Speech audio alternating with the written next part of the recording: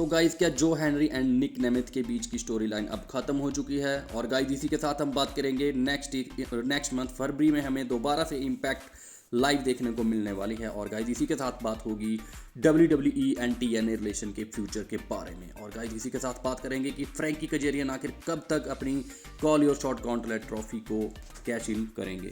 तो चलिए guys start करते हैं आज की वीडियो। नमस्कार दोस्तों, मैं हूं रोहित और आपका स्वागत है आपके अपने चैनल TNA हिंदी इन्फो में।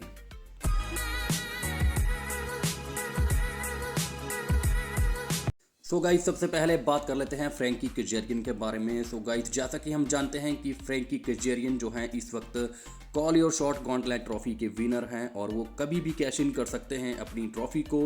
और वो TNA वर्ल्ड चैंपियनशिप के लिए या फिर किसी और चैंपियनशिप के लिए भी वो अपना मैच रख सकते हैं। सो गाइज जैसा कि हम जानते हैं कि पहले भी वो एक दो बार ट्राई कर चुके हैं लेकिन वो नाकाम रहे हैं। सो गाइज खबरों की माने तो रिबिलियन से पहले वो इस तरह की हरकत करते हुए हमें नज़र आ सकते हैं। और गाइज उनसे जुड़ी हुई एक और अपडेट ये है कि उन्होंने अपना कॉन्ट्रैक्ट रीसाइन कर लिया है। तो उनका कॉन्ट्रैक्ट ख़त्म हो रहा था दोस्तों इस साल के स्टार्टिंग में यानी कि जनवरी मंथ में, और उन्होंने रीसाइन कर लिया है अपने कॉन्ट्रैक्ट को। और गाइज इसके बाद अब बात कर लेते हैं WWE एंड TNA रिलेशनशिप के बारे में। सो गाइज जैसा कि हम जानते हैं कि NXT और TNA का हमें लास्ट ईयर से ही एक कॉन्ट्रैक्ट एक डील देखने को मिल रही है जिसमें TNA के सुपरस्टार NXT में जा रहे हैं, NXT के सुपरस्टार हमें TNA में देखने को मिल रहे हैं। सो गाइज इस साल के स्टार्टिंग से ही हमें एक खबर देखने को ये मिली थी कि WWE और TNA ने multi year contract deal sign की है। तो गाइज अब रूमर्स ये फैल रही हैं, कुछ लोगों के द्वारा ये रूमर्स फैलाई जा रही हैं कि आने वाले समय में WWE TNA को परचेज करती हुई हमें नज़र आ सकती है, TNA को खरीद लेगी जिस तरह से WWE ने पहले और कंपनीज को भी खरीदा है। सो गाइज इन खबरों को हवा इसलिए मिल रही है क्योंकि डेव मेल्चर की ओर से ये कहा गया है कि हो सकता है कि WWE इन फ्यूचर TNA को खरीद सकती है, क्योंकि गाइज उनकी कही हुई बातें डेफिनेटली कई बार सच हुई हैं, तो कुछ बातें उनकी गलत भी साबित हुई हैं। लेकिन एज ए TNA फैन हम ये कभी नहीं चाहेंगे कि WWE TNA को खरीद ले, क्योंकि गाइज हमने देखा ही है कि किस तरह से TNA जो है अपने डाउनफॉल में गई थी, उसके बाद उठ के दोबारा से वापस आई थी और पिछले काफ़ी समय से अच्छा काम कर रही है TNA और अपने मोमेंटम में काफ़ी समय से वापस आ चुकी है। लगभग पिछले 2-3 सालों से TNA ने काफ़ी अच्छा काम किया है गाइज। और गाइज 2018 और 19 में भी ये रूमर फैली थी जब TNA ने AEW के साथ काम किया था। हालांकि उस वक्त TNA जो है अपने डाउनफॉल में ही थी कि AEW जो है वो TNA को खरीद सकती है, लेकिन वैसा नहीं हुआ। इस कंपनी ने अपना वजूद बना के रखा। सो डेफिनेटली गाइज अभी भी हमें इसी तरह का काम होता हुआ नज़र आएगा।